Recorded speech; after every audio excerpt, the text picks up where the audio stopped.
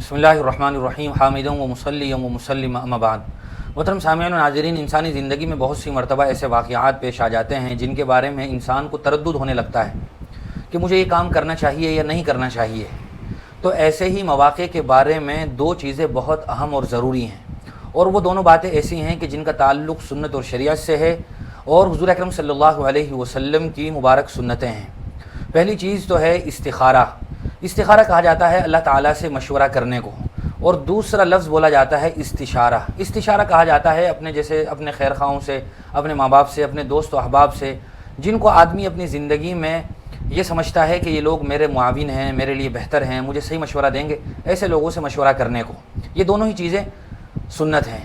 اللہ تبارک و تعالیٰ نے تو حضور اکرم صلی اللہ علیہ وسلم کو بھی اس بات کا حکم دیا تھا کہ آپ اپنے صحابہ اکرام سے، ساتھیوں سے مشورہ کیا کریں۔ وشاورہم فی الامر، اور حضور مشورہ کیا بھی کرتے تھے۔ کتنے ہی واقعات ہمیں ایسے ملتے ہیں کہ حضور اکرم صلی اللہ علیہ وسلم نے صحابہ اکرام سے مختلف مواقع پر مشورہ کیا۔ بہت ساری مثالیں دی جا سکتی ہیں، جیسے مثال کے طور پر جب غزوہ بدر کا معرکہ پیش آیا اور اس میں بہت سارے کفار گرفتار کر کے، قید کر کے لائے گئے، تو آپ نے ان کے بارے میں صحابہ اکرام سے بطور خاص حضرت ابوبکر سے، حضرت عمر سے مشورہ فرمایا کہ اب ان لوگوں کو کیا کرنا چاہیے۔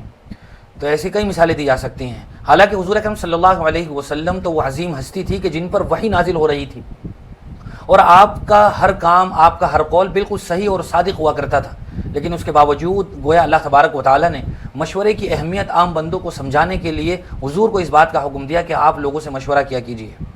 اس لیے گویا مشورہ کرنا یہ سنت ہے، اور بہت سی مرتبہ مشورے سے انسان کے کام سدھر جاتے ہیں۔ انسان صرف اپنے ذاتی خیال کی بنیاد پر کوئی ایسا فیصلہ کر سکتا تھا جو اس کے لیے مضر اور نقصان دہ ہو سکتا تھا، لیکن اگر وہ اسی کام کے لیے اپنے ساتھیوں سے، اپنے دوستوں سے، گھر والوں سے مشورہ کر لیتا ہے تو انسان کی صحیح چیز کی طرف آسانی کے ساتھ رہنمائی ہو جاتی ہے، وہ چیز اس کے لیے مفید اور معاون ہوتی ہے۔ یہ تو ہوتا ہے عام لوگوں سے، یعنی اپنے دوست و احباب سے مشورہ کرنا۔ اور دوسری چیز جس کا تذکرہ آج کی ویڈیو میں بطور خاص کرنا ہے، اس کو کہا جاتا ہے استخارہ۔ آسان لفظوں میں استخارہ کہتے ہیں اللہ تبارک و تعالیٰ سے مشورہ کرنے کو۔ کسی بھی جائز کام میں جس میں انسان کو تردد ہو، انسان شش و پنج میں ہو کہ مجھے یہ کام کرنا چاہیے یا نہیں، اس کے بارے میں استخارہ کیا جاتا ہے۔ لیکن یاد رکھنا چاہیے کہ وہ چیزیں جو آلریڈی شریعت کی طرف سے انسان پر فرض ہے، اس کے بارے میں کوئی استخارہ نہیں ہوتا ہے۔ مثال کے طور پر انسان پر نماز فرض ہے، اب انسان اس کے بارے میں استخارہ کرنے لگے کہ مجھے یہ ظہر کی نماز پڑھنی چاہیے یا نہیں پڑھنی چاہیے، اس چیز کے بارے میں کوئی استخارہ نہیں ہوگا۔ وہ تو شریعت کی طرف سے فرض ہے، وہ تو پڑھنی ہی پڑھنی ہے۔ اس طرح بہت ساری مثالیں دی جا سکتی ہیں۔ تو گویا ایک ایسا کام جو شریعت کی طرف سے تو اس آدمی پر واجب یا فرض نہیں ہے، بلکہ وہ کوئی جائز اور مباح کام ہے، اس کے بارے میں انسان استخارہ کرنا چاہتا ہے۔ مثال کے طور پر عام طور سے ہمارے یہاں استخارہ کیا جاتا ہے شادی کے موقع پر، جب آدمی رشتہ کرنا چاہتا ہے یا لڑکی کسی لڑکے سے رشتہ کرنا چاہتی ہے تو اس موقع پر آدمی استخارہ کرتا ہے۔ اسی طرح کسی آدمی کے پاس دو جگہ سے جاب کے آفر ہیں کہ بھائی مجھے کہاں جوائن کرنا چاہیے، کون سی جاب مجھے قبول کرنی چاہیے، تو آدمی اس کے بارے میں استخارہ کر سکتا ہے۔ اسی طرح آدمی کاروبار شروع کرنا چاہتا ہے تو مجھے کام شروع کرنا چاہیے یا نہیں کرنا چاہیے، یہ والا کاروبار کرنا چاہیے یا نہیں کرنا، اس کے بارے میں آدمی اللہ تعالیٰ سے استخارہ کر سکتا ہے۔ اور بھی بہت سارے جائز کام ہو سکتے ہیں جن کے بارے میں آدمی استخارہ کر سکتا ہے۔ تو اور استخارہ کرنا چاہیے۔ استخارہ یہ اللہ تبارک و تعالیٰ سے کرنا انسان کے لیے مفید اور معاون ہے۔ لیکن ہمارے یہاں استخارے کو لے کر بہت سارے ایسے کنفیوژنس ہیں، ایسی باتیں ہیں جو غلط فہمی کی وجہ سے ہم نے پال لی ہیں اور ان کا حقیقت سے کوئی تعلق نہیں ہے۔ جیسے مثال کے طور پر کوئی آدمی یہ کہتا ہے کہ استخارہ صرف رات کے وقت ہی کر سکتے ہیں، یا یہ کہ کوئی آدمی یہ سمجھتا ہے کہ استخارہ ہم جس چیز کے بارے میں کر رہے ہیں تو اس چیز کے بارے میں ہمیں خواب میں دکھایا جائے گا کہ تمہیں یہ کام کرنا چاہیے یا نہیں۔ تو یہ دونوں باتیں ایسی ہیں جو بالکل غلط ہیں، غلط فہمی پر مبنی ہیں۔ آدمی کسی بھی ایسے وقت میں، دن کا وقت ہو یا رات کا وقت ہو، استخارہ کر سکتا ہے جس وقت میں اس کے لیے نفل نماز پڑھنا درست ہے۔ اب دوسرا سوال یہ رہ جاتا ہے کہ استخارے کا طریقہ کیا ہے۔ استخارے کا طریقہ بہت سمپل ہے، بہت سادہ ہے۔ 2 رکعت نفل استخارے کی نیت سے پڑھے اور اس کے بعد پھر اللہ تبارک و تعالیٰ سے دعا مانگے۔ استخارے کی ایک بہت مشہور دعا ہے، اس دعا آدمی کو بہتر ہے تو حفظ یاد کر لے اور اس دعا کا حفظ پڑھے۔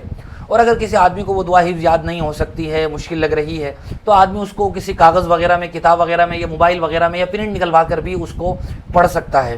وہ دعا ایک ایسی جامع دعا ہے کہ بہت ہی مؤثر دعا ہے۔ وہ دعا میں بھی آپ کو پڑھ کر سنا رہا ہوں اور آپ کی اسکرین پر بھی وہ دعا چل رہی ہے۔ آپ ہو بہو صحیح الفاظ کے ساتھ اس دعا کو پڑھنے کی کوشش کریں۔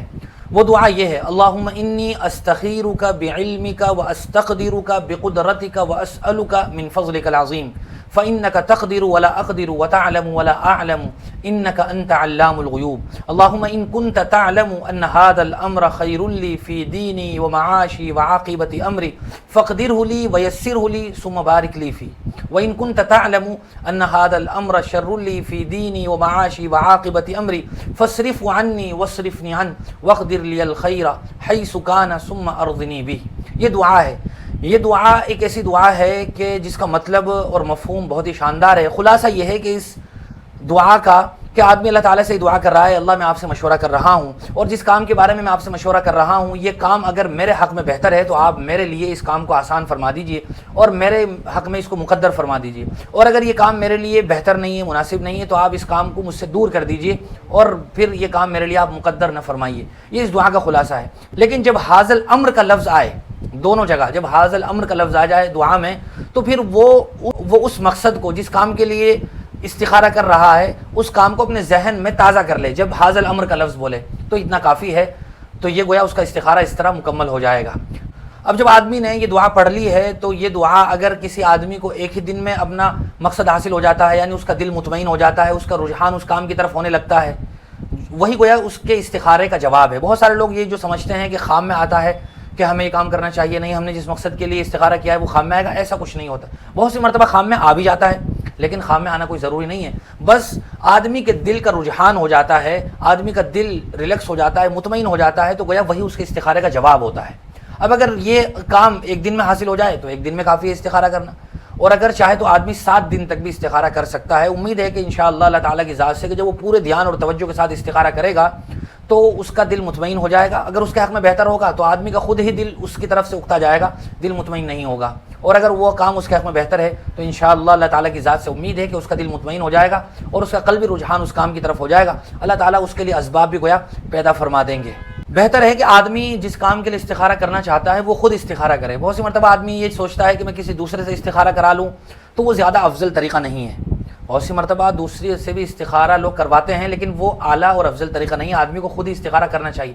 حضور اکرم صلی اللہ علیہ وسلم سے صحابہ کرام نے کبھی استخارہ نہیں کروایا، خود ہی استخارہ کیا کرتے تھے. حالانکہ حضور اکرم صلی اللہ علیہ وسلم سے بڑھ کر کوئی متقی اور پرہیزگار نہیں ہو سکتا ہے، لہذا استخارہ خود ہی کرنا چاہیے. امید ہے کہ پوری بات واضح ہو گئی ہوگی. پھر بھی اگر کسی کے ذہن میں کوئی سوال ہو تو آپ ہمیں کمنٹ باکس میں لکھ کر سوال کر سکتے ہیں، یا ہمارے نمبر پر واٹس ایپ کر سکتے ہیں. وآخر دعوانا الحمدللہ رب العالمین.